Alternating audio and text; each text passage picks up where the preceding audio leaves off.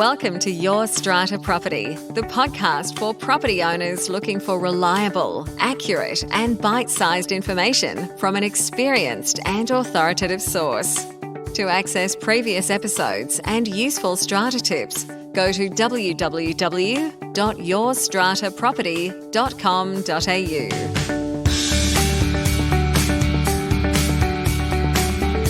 Hello and welcome. I'm Amanda Farmer and this is Your Strata Property. Caroline McConnachie is the General Manager at MaxBuild. Since the company's inception, Caroline has directed MaxBuild's business operations to ensure a strong, measured and scalable organisation. Under her financial stewardship, the organisation has sustained an annual average growth of 45% since 2012. Caroline is also a board member of ACRA, the industry association raising the standards in remedial building. Today, I am delighted to welcome Caroline McConnachie of MAX Build. Welcome, Caroline. Hi, Amanda. Thank you for having me on your podcast. It is a pleasure to have you here with us today, Caroline, and you have been a guest on my invitation list for some time, I have to say. I heard you speak at the Griffith University conference earlier this year in September, and not only are you one of the few females in this part of the sector, you and MaxBuild are doing some fabulous things, very, very interesting projects you have with some Sydney apartment buildings. And I thought I'd love to bring you on to chat about those specifically and also generally about this big bad world that is remedial building work in our apartments. Yes. So great to have you here finally. And I'm going to kick off by asking you, why is it so important for our strata buildings to be getting remedial works right? Foremost, you never want to have a repeat visit from a remedial builder. The level of intrusion and disruption that it causes, the amount of coordinating to get access to your building, if you can avoid it, you want to get it right the first time. There's a lot of moving parts with remedial building that makes it very unique. For a start, that you have an existing structure. We can't X-ray a building, unfortunately. So we don't always know the full scope of works until we actually start breaking away the layers.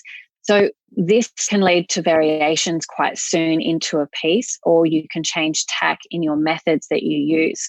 So that's quite an interesting part of remedial that you don't get in other part in new construction at all. It's a far more linear project style.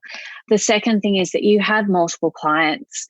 So it's collective decision making. It's not just answering to one person.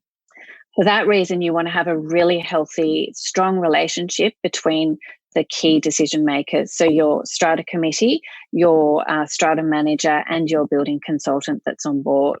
The third component is that it is a live site environment. You have people living in their homes generally. So understanding that's probably the key thing to understand about remedial building.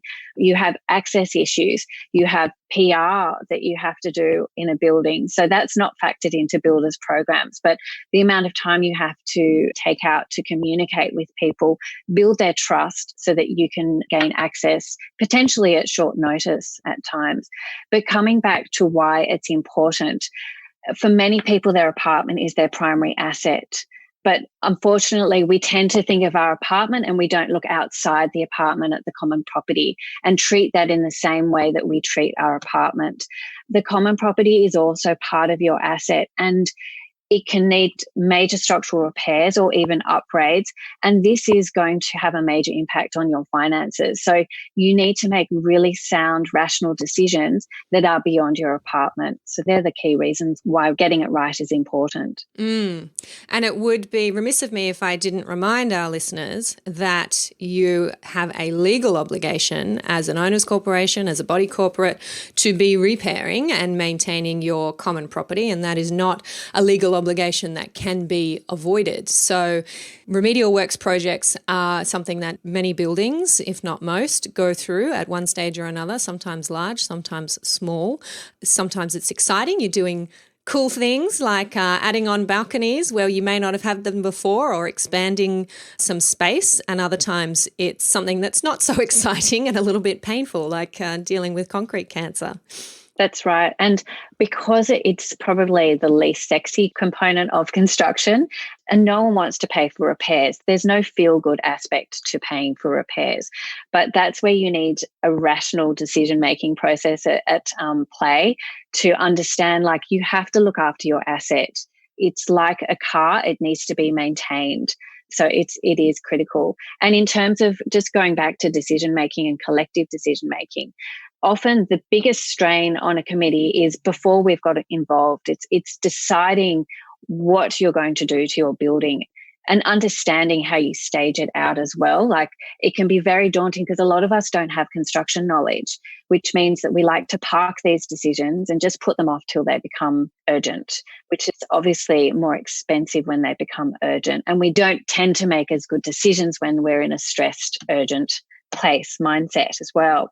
There are reasons why we don't make good collective decisions fast, such as we all have different financial capabilities. We've all got different appetites for risk. And again, like we all have different ideas of or knowledge of construction as well. So all of those things really don't help fast, sound decisions to be made in remedial. But unfortunately, for the preservation of your asset, they do need to be done. Now, I just want to dig into something you said at the beginning there, Caroline, about the fact that we're working on a building that is existing. We have structures in place. We have, for example, if we're looking at a balcony, we've already got tiles, we've got layers of concrete under that, we've got the slab. We have a lot of parts of a building that we can't see when we're starting a project. And you've said for that reason, there can be unforeseen variations to a contract, there can be additional costs. And from my perspective as a lawyer, often helping buildings and owners who are in the middle of this kind of project or even starting out this project and looking at a proposed contract, I get the question a lot, Amanda, there seems to be a lot of flexibility here. There seems to be a lot of provisional sums. There seems to be a lot that this contractor doesn't know. And how are we as owners supposed to prepare our other owners for that? How are we supposed to budget? How do you deal with those kind of questions, and how do you help owners to understand that that is the nature of remedial building work? I think that is one of the scariest parts is the threat of a variation. The unfortunate fact is that we don't have a full comprehension of the building until we do break away components of it and peel back the layers that you just mentioned before. But one thing that I highly recommend is having an early contractor involvement contract with your nominated builder for two reasons. One, you can do investigation works then where you can get a better understanding of what the full scope of works is going to be. It's much better to have everything up front and tightened up in that scope in the main contract rather than tacking a variation on. The other benefit to doing that, aside from mitigating variations, is you get to test out the remedial builder on a smaller scale and see how they respond to the works. That's really exciting. I have not heard of this before. An early contractor involvement contract. Yes, an ECI. An ECI, and that allows for some invasive investigations, does it? Yes, it does. And is that something that your perhaps preferred contractor is doing? As you said, you're testing them out. They're doing that under supervision from your superintendent, whoever it is that you are engaging for that job. And they are limited to the work that is set out in that particular preliminary contract. That's right. Now, these ECIs, is that something you recommend to your clients? How many of them take up that recommendation, or perhaps, on the other hand, see it as an additional burden and don't want to take it up? I think a lot of owners are tentative and want to do something like that again, mitigates the risk of unknowns, especially a committee that has limited construction knowledge and they're representing all the other owners and essentially everyone else's money. So doing this is generally adopted if it is put forward. That also depends on the consultant that we're working with and whether they're interested in that approach as well. Mm-hmm. You will still have provisional sums. They are unavoidable because of what we're doing. We can't always quantify the works. But you can have amounts of what it's likely to be, so that can go up or down, and it doesn't always go up. We've often had credits on provisional sum allowances in our contract. So there's a good message. Yes, I have definitely seen that before myself, where perhaps the extent of concrete spalling has not been as significant as estimated by the contractor. So there's been a fair bit to save there. Or on the other hand, some left over to spend on something that wasn't foreseen, but it all balances out in the end. So there are a few good news stories. Yeah, indeed.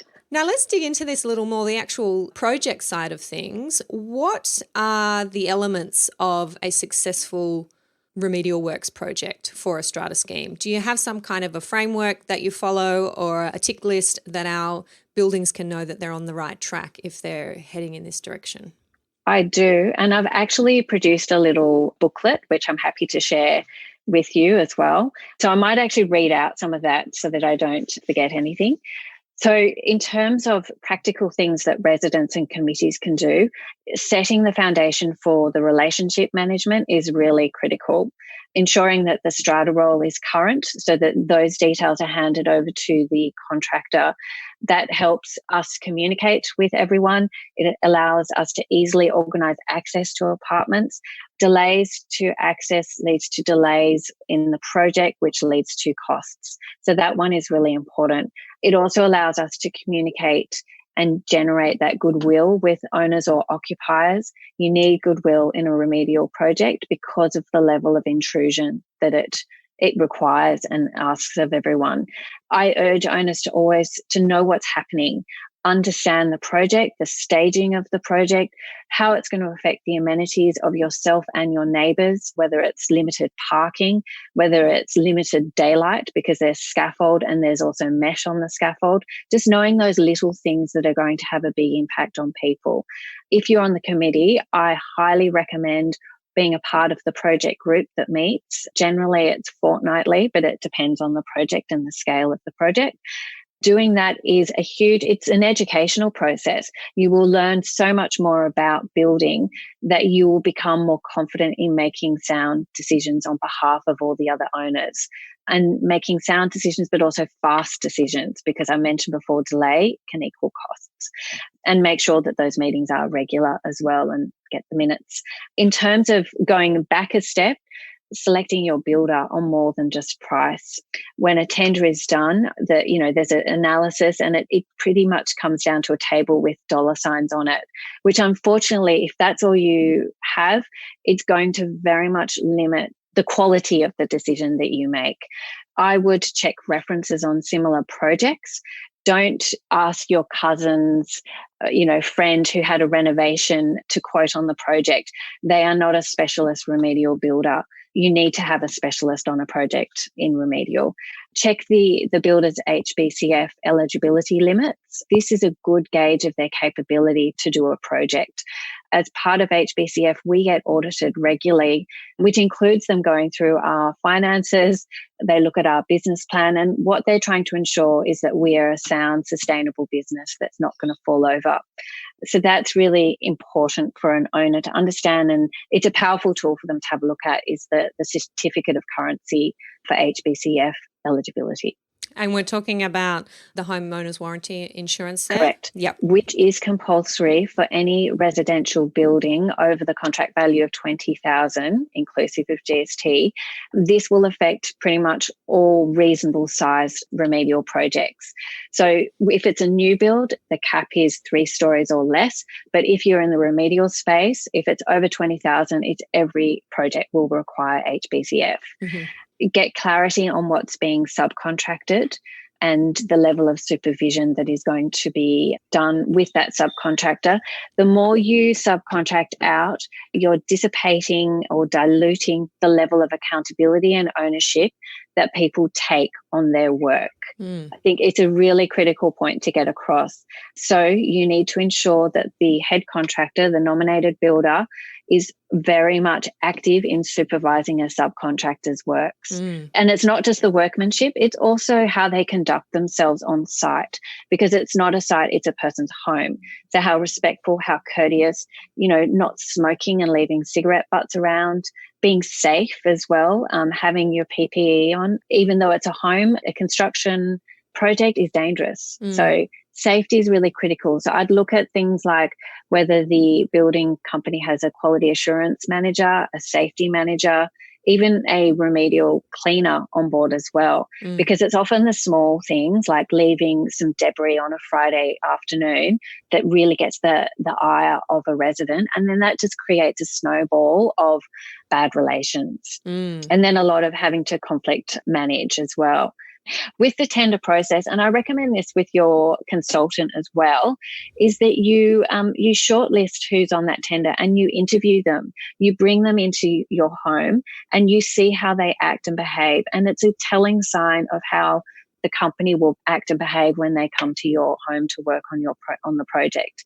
Trust your gut on whether you think that they're going to be respectful, because that's a really important part, and collaborative as well.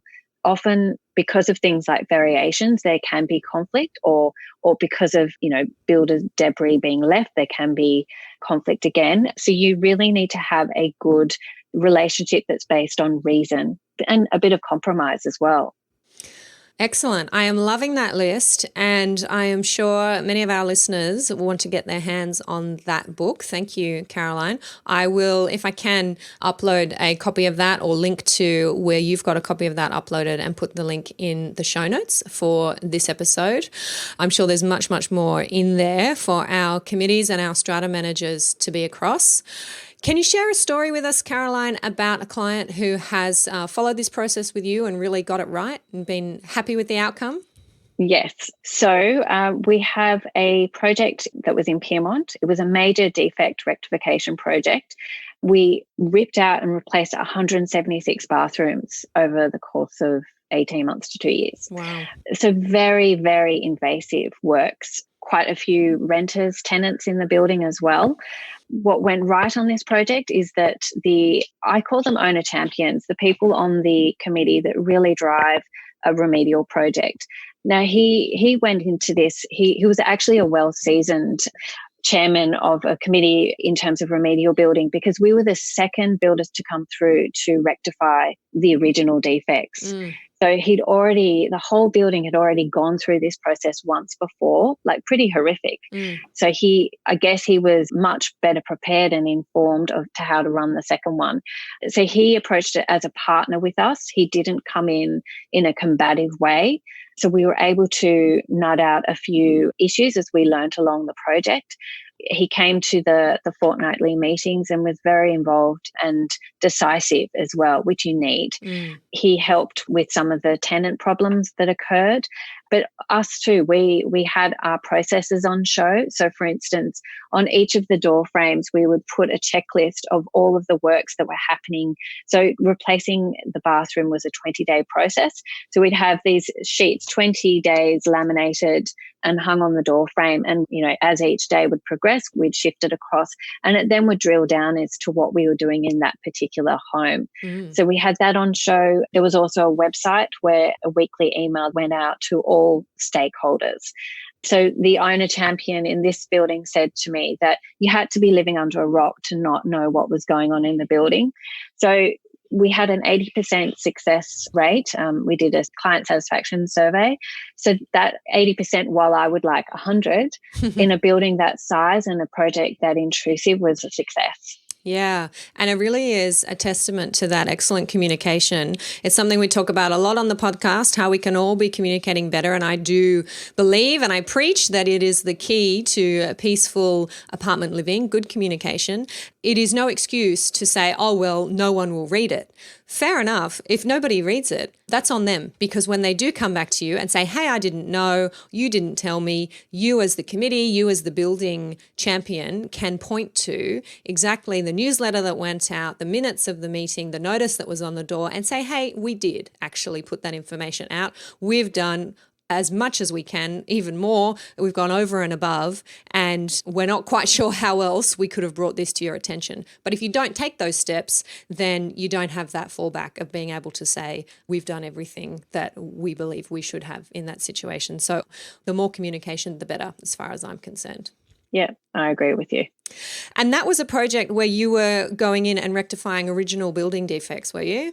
Correct, yes. Well, the second defects, not the first defects. Yes. Yeah. And as you pointed out at the beginning, that has to be a resident's worst nightmare, where you've had to have a remedial works project done twice. And I know Dr. Nicole Johnston in her recent research has pointed out the difficulties that we have, not just with original building defects, but with remedial works, and how we need to look at that a bit more closely.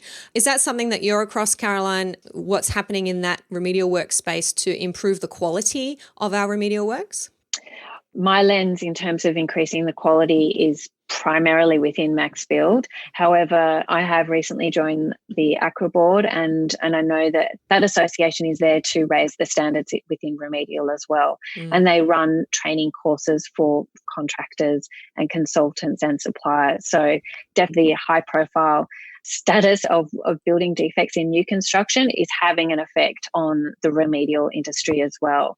And I think, as you said, like, it's important to understand as an owner that there are defects in remedial just as much as there are in new construction. Oh, yeah. In building, it's very hard to avoid defects, full stop, but there are preventable defects. So it's trying to really get on top of those and having a very minimal list at the end of a project of what's still outstanding. And what I love about what you're talking about today, Caroline, is that there's a lot I can see that owners can be doing upfront when it comes to the planning stage, when it comes to interviewing, tendering contractors, perhaps engaging in one of these early contractor involvement contracts. There's a lot that you can do as a building to take control of that process and make sure that you have the right people on board, properly supervised, properly qualified. You don't have that certainly as an owner perhaps buying off the plan or in a new development. The developer, the builder, the original builder, they are who they are, and you've had no control over that. But definitely with remedial, you can be doing a lot to make sure you've got the right people for the job. 100%. There is so control over it. And a strata manager, if it's a larger scheme, a building manager, it's the consultant, it's the builder. So there, you can all be working far better as a team and choosing the right professionals in those 4 spots as well. Excellent.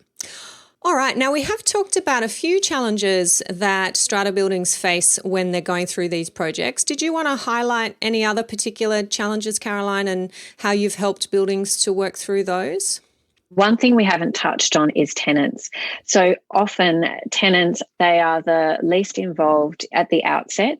They're the least informed of the project as well, but often the most impacted by the project, really at what I would call the coalface. And unfortunately, what happens is that tenant details aren't always up to date, so that when we get the contact sheet from the strata manager, we don't know who the correct tenant is. There's also a property manager as well involved. So you've got a landlord, a property manager, and a tenant. So in those chains, it can quite easily break down in one of those chains in terms of getting those details. If they are impacted, and they often are, they haven't been told about it, then they react, and often in a hostile way, because they're paying rent, full rent, when these works are impacting their amenities. So what that then leads to is an angry tenant that then passes that on to the property manager, that then passes that on to the landlord. If they'd been prepared in the first place, you've built up goodwill and they will be generally more reasonable. But you can also probably negotiate a rent reduction that is far less than you'd have to do if it's in a reactionary state. And then it puts a strain, obviously, on the owner investor as well, on their finances, because not only are they losing income, but they're also paying for the remedial project. So getting that part right is so simple, and it just requires people preparing and thinking of the full picture of what remedial is. Making sure that you know who the tenants are, I imagine, is number one, making sure that strata roll is up to date. Yes, absolutely. So that, I believe, if you have a building manager, they may have the correct details, but that information can't be passed on to placed into the strata role. It has to be information directly given to the strata manager. Yeah, we do have a requirement in our New South Wales legislation that there is a tenancy notice issued by the landlord or their agent to the strata manager, and that is the information that goes on to the strata roll for that particular tenant. And what I hear from strata managers all the time is that they do not get those notices. The landlords, the property managers just don't send them through. So there's a role there for the strata manager, who would certainly have an address for service for the owner, whether that is the property manager or the owner directly, to do a bit of work there chasing down those notices to make sure that we have accurate, up-to-date details for the tenant. Yeah. I almost think it has to be driven by the owner. Like the whole thing, it really, the owner is the one that's going to be impacted and putting their hand in their pocket. So it's in their interests to get on board and make sure that the professionals have the right information at their hands. Yeah, good point. Perhaps reminding our owners that they may be up for a rent reduction claim and therefore suffering lost rent, which they could avoid if they kept their tenant happy from the beginning. Might be a good incentive to get them helping out with that process. Yeah. Yeah. All right. Now, Caroline, we did speak off air before we started recording that there was just so much we could talk about, and there really is. I feel like we've just scratched the surface. There are so many other rabbit holes we could go down, and answering all the questions that I get regularly from owners who are going through these processes. So I am sure we will have you back on the show very soon. But before I let you go, I do want to ask you the book question, if you're ready for it. What books have had the greatest impact on you and why? Okay, so greatest impact of books. For me, over the last 2 years, I would have to say it's actually people rather than books. Okay. I read widely. I'm a little bit fickle. I don't reread a book, but I've read a gazillion business books, and my favourite would be Scaling Up by Vern Harnish. I love Malcolm Gladwell for his psychology studies. Seth Godin for his marketing insights are amazing. And then Emma Isaacs brought out a book called Winging It. She's the founder of Business Chicks. They're all good, easy reads. In terms of people, if I can, and organisations as well, the first step in my education process was joining NAWIC, which is the National Association of Women in Construction. Before that, I didn't know that women existed in construction. So that was such an eye-opener to become a part of that. And actually, off the back of that, I've created a mini Women in Construction group where we inform each other with some shared learnings and send out event information. Also, the Entrepreneurs Organisation, EO, that's been a fantastic place for me to learn a lot about business, people, culture, execution, strategy. All of those things have been phenomenal, and had great support there with a mentor called Vince Nikita. And then I've had a mentor actually through NAWIC as well. I've had a mentor over the last year who has been amazing. Her name is Sally Ann Friedlander, and she's the Deputy Secretary of People, Performance and Culture at the Department of Planning, Industry and Environment. Bit of a mouthful, but she has probably had the greatest impact over the last 12 months as to how I run a business in a very male-dominated environment as well. Mm-hmm. Because while the professional side might be very male-dominated, the owner side is not. And we have to reflect our business in a way that reflects the customer, reflects the client. And, showing that empathy and all those important things, and showing that humanity that, can get lost on a construction site just purely by the nature of the works. And then also I've had a coach called Tracy Ward, and she's also been very helpful. So they're the biggest impacts, I would say, rather than books at the moment. Excellent. Thank you so much for sharing all of that. We will have a nice long list in our show notes to make sure our listeners can access all of those resources. And I agree with you completely. The power of good mentoring and having good support networks around you is just, you cannot overstate that. If you are running a business, whether you're a man or a woman, whether you have been doing it for years or you've just started out, you really do need to get yourself a mentor, as well as, or if not, a network of people who have similar interests and are at a similar stage as you, to be able to help you play your best game, really. Yeah. Excellent. Thank you for sharing all of that, Caroline. Let us know how our listeners can find out more about you and if there's anything you'd like to add before we wrap up. Well, they can contact me via LinkedIn, of course. Otherwise, our website has a lot of information about our projects and what we do. In terms of other things that I would like to impart, we've recently become a major sponsor for OCN, which is the Owners Corporation Network.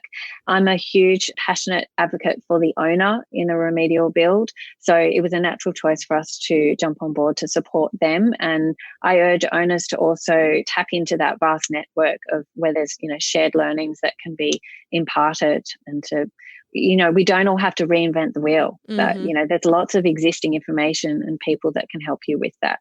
Yep. Absolutely. Well, thank you so much, Caroline, for your time. You are a busy lady on construction sites day to day, I know, as well as managing this business. And I can't wait to see what 2020 holds for MaxBuild. Thank you, Amanda. It's been a delight being on your show. Thank you. Thank you for listening to Your Strata Property, the podcast which consistently delivers to property owners reliable and accurate information about their strata property. You can access all the information below this episode via the show notes at www.yourstrataproperty.com.au. You can also ask questions in the comments section, which Amanda will answer in her upcoming episodes. How can Amanda help you today?